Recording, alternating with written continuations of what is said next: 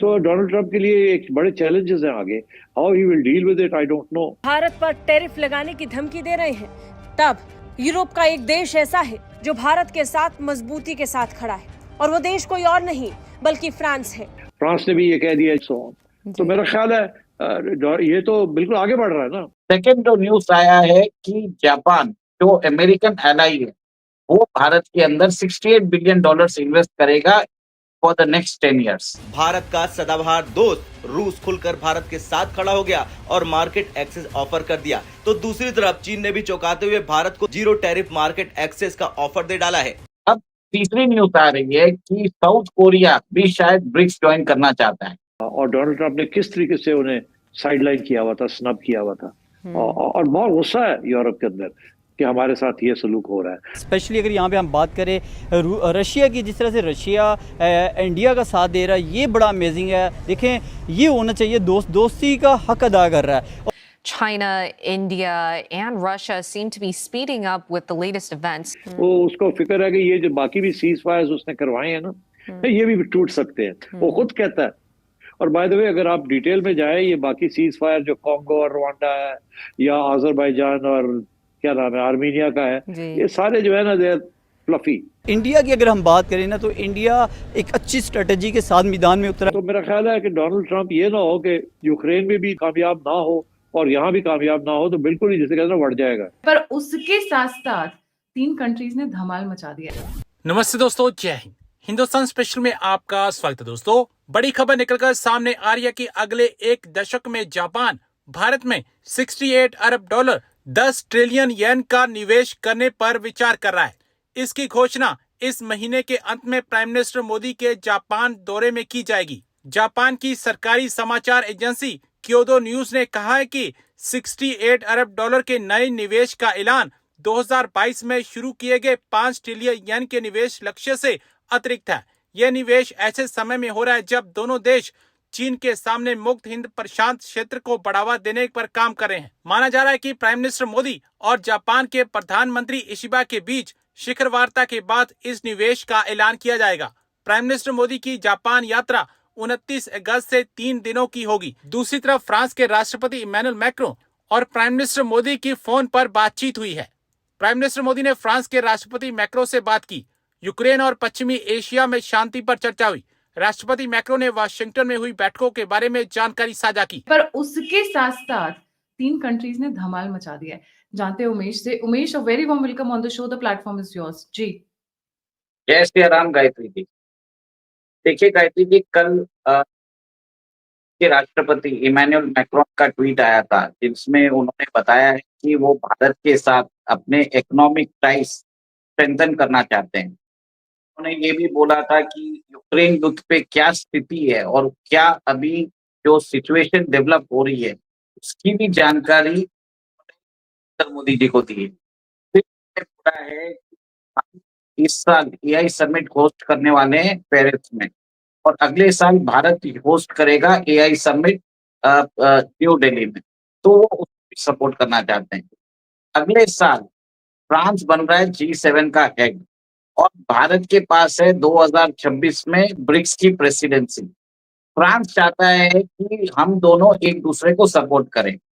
देखिए, फ्रांस जो है ना G7 का मेंबर है, यूएन सिक्योरिटी काउंसिल का परमानेंट मेंबर है और अमेरिका का one of the closest ally. वो बोल रहा है कि मैं ब्रिक्स के साथ कोऑपरेशन करना चाहता हूँ, वो भी इंडिया की प्रेसिडेंसी में इंडिया के साथ करना चाहता है। तो और उन्होंने ये भी बोला कि हम अपने इकोनॉमिक टाइज को स्ट्रेटेजिक टाइज बनाना चाहते हैं। तो कहीं ना कहीं फ्रांस एक तरह से भारत के साथ अपनी जो इकोनॉमिक जो एक्टिविटीज है वो बढ़ाता जा रहा है। सेकेंड जो न्यूज आया है कि जापान जो अमेरिकन एलाई है वो भारत के अंदर $68 बिलियन इन्वेस्ट करेगा फॉर द नेक्स्ट 10 years, जिसमें बताया जाता है कि प्रधानमंत्री मोदी जी अगस्त 29 से अगस्त 31 जापान की दौरे में जाने वाले हैं।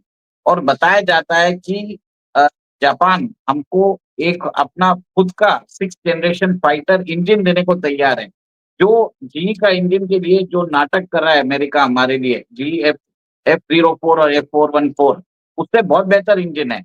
वो जो इंजन है उसकी जो कैपेसिटी है 108 या 110 kN, जापान का जो इंजन है 196 केएन का इंजन है, और जापान ने बोल दिया कि भारत को टेक्नोलॉजिकल ट्रांसफर भी देने को तैयार है, भारत को पूरा मतलब सपोर्ट भी करेगा, भारत के हिसाब से कस्टमाइज भी कर देगा।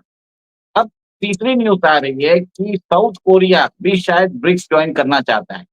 देखिए, ये न्यूज़ तो 1 साल पुरानी है, बट अब क्या हुआ है, 5-6 दिन पहले साउथ कोरिया के फॉरेन मिनिस्टर भारत आए थे और उन्होंने हमारे जो एक्सटर्नल अफेयर्स मिनिस्टर है, एस जयशंकर से बात की है। कहीं न कहीं ये जो तीनों एलाइज़ है, एक तरह से अमेरिकन एलाइज़ है और अब हमें अमेरिकन एलाइज़ का सपोर्ट मिलता जा रहा है। इसके कारण अमेरिका परेशान हो चुका है। बात यहाँ पे भी खत्म नहीं होती है। भारत और ऑस्ट्रेलिया के बीच में भी डिफेंस टाइज इंक्रीज होते जा रहे हैं। अभी सबको मालूम है कि ऑस्ट्रेलिया जो है अमेरिका की डिफेक्टो कॉलोनी है, बट अब भारत की डीआरडीओ और ऑस्ट्रेलिया की डीएसटीओ एक तरह से एक नया इक्विपमेंट बना रहे हैं, सोनार इक्विपमेंट, जो अंडरग्राउंड जो सबमरीन्स होती है पानी में, उसको डिटेक्ट कर पाएगा। अब ये सब चीज बताती है कि भारत के कारण आप ये देख रहे हैं कि वेस्टर्न एलाइज ब्रिक्स के अंदर जुड़ना चाहते हैं। अब इसके लिए आप देखिए, जैसे ही अमेरिका ने 50% कल टैरिफ लगाया, चाइना ने बोल दिया India and China are the engines of double engine growth. उन्होंने बोल दिया कि Indian goods are welcome in China, Indian companies are welcome to invest in China. उन्होंने ये भी बोला है कि अगर भारत के खिलाफ जो भी टैरिफ और नॉन टैरिफ बैरियर्स है, हम इसको हटा देंगे। हम भारत के ट्रेड डेफिसिट जो है भी कम कर देंगे, क्योंकि आज चाइना के साथ हमारा $100 बिलियन का ट्रेड डेफिसिट है।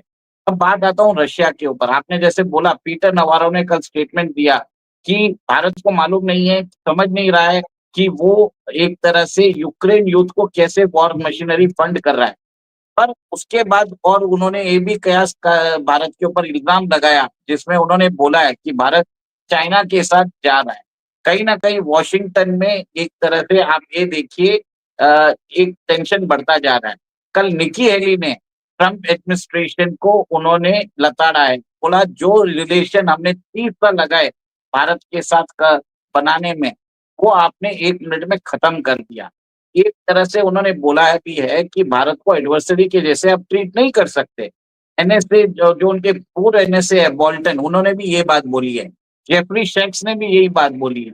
तो कहीं न कहीं आप देख रहे हैं ट्रम्प की जो पॉलिसीज़ है बैकफायर कर रही है, जिसमें वो अपने एलाइज़ को इरिटेट कर रहे हैं। ये सबसे बड़ी बात है। अब रशिया के हमारे जो जयशंकर साहब है, वो अभी रशिया गए हुए हैं। रशिया ने तो कल एक तरह से रेड कार्पेट वेलकम ही बचा दिया